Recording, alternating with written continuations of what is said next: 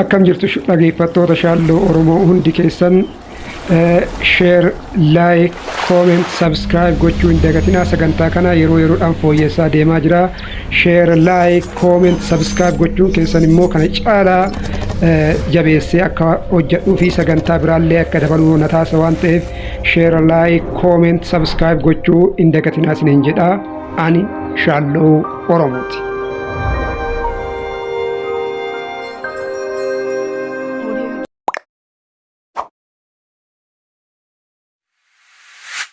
Galatoma, Galatoma, Galatoma, Akkam jirtu dhaggeeffattoota keenya deebinee dhufnee jirra.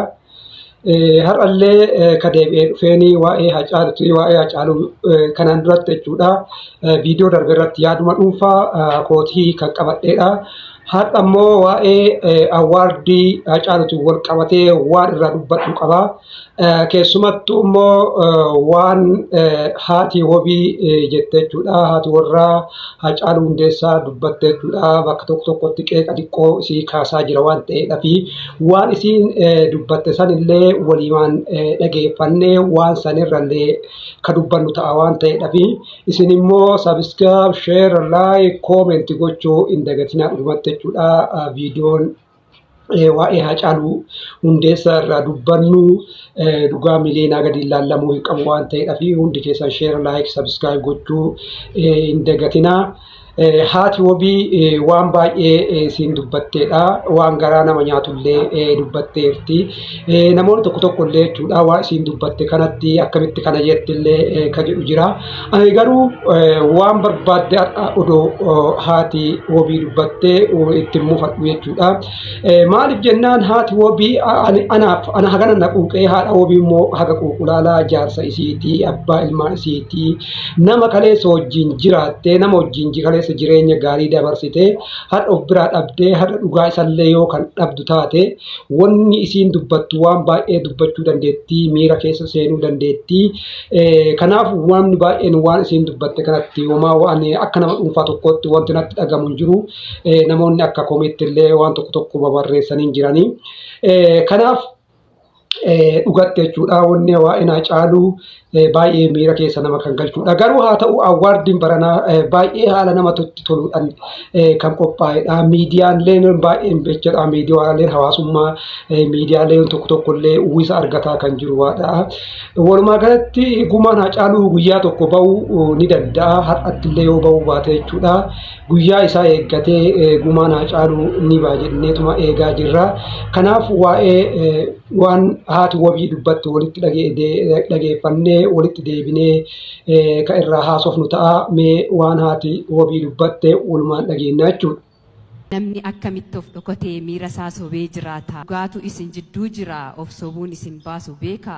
Dhugaa acee dhoksuun keessan har'as borus gara fuulduraas inuma isin dhokata. Hacee koo anaaf eenyumtuu qulqulluu miti. Yeroo darbes dubbadheeraa ammas nan dubbadhaa. Amma dhugaan isaa ba'utti dubbii koo hin dhiisu. Hacee koo anaaf eenyumtuu qulqulluu miti. Mootummaan isaa ta'u warri miti mootummaa dhugaa hacee warri beektan nu baasa. Ajjeesaa fi ajjeesisaa isaa seeraaf nuuf dhiyeessa. Qulqulluu ta'uu keessan nuuf mirkaneessa. Ribxanii taa'uun keessan nama gumaa ta'uu keessan kan siif kaatu hin jiru. Hacee koo mammarattee ciistee nuun ibidda saafaa keessatti nu dhiiste.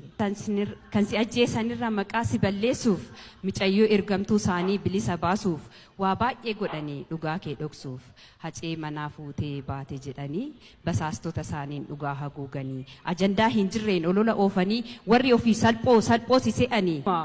Waan nu dhaammeen deeme warri ajjeesistanii fi warri ajjeestan nutti hima. Waan gootanii fi waan gosistan isinumatu harkaa qaba. Kanaaf akkuma dhagaa jirtan kanatti jechuudha wanni isin jette jechuudha. Tokkoffaan jalqaba irratti jechuudha. Nama baay'ee kan mufachiisa akka waan asii waan gaariin jennetti kan isin dubbatte eenyumallee hin amanu. Kan isin jette na fakkaata as keessatti xiqqoo isii dubbii kan kaase. Ishiin maaliif kana jette jennee yoo ilaallu eenyumallee hin amanu kan isin jetteefi warra kana jechuun warra mootummaa keessallee warra mootummaan alallee warra ta'anii eenyullee hin amanu. Ani maaliif hin beektu kan dhugaadha ka amma maal inni namni Haacaaluu ajjeesee agarraatitti ebalu jedhamee wanni murtaa'e hin jiru. Kun mootummatti qaba. Kun immoo warra mootummaatiin alatti qaba. Walumatti qabiinsa agarraatti gahe jechuudha malee qaama ebaluttu ajjeesee ragaan isaa kana jedhee qaama independent ta'e jechuudha. Qaama of danda'e qoratamee wanni lakki mootummaa karaa mootummaatiin lakki immoo warra mootummaan alatti ajjeesee ebalu wanni jedhamee hin jiru waan jedhuuf isiin kana kaafte malee